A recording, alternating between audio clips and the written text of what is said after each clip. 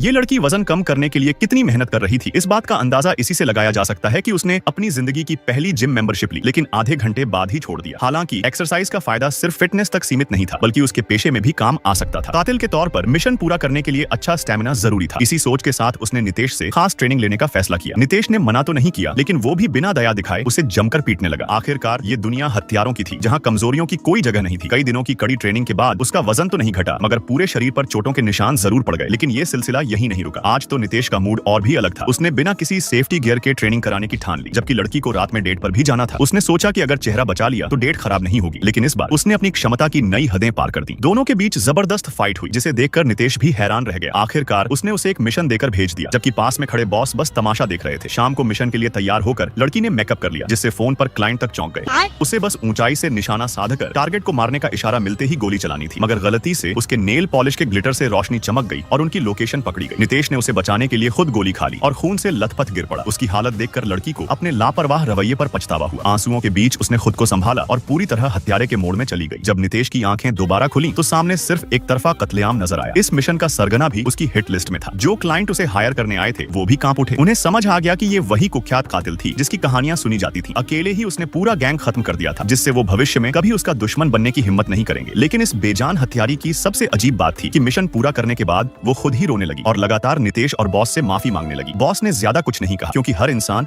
अपनी गलतियों से ही सीखता है। रात को जब डेट पर जाने का वक्त आया तो लड़की मूड खराब होने का बहाना बनाकर जल्दी खत्म करने वाली थी, लेकिन तभी नितेश अचानक वहां आ गया और बिना कुछ कहे सीधे मैदान मारने का दावा करने लगा।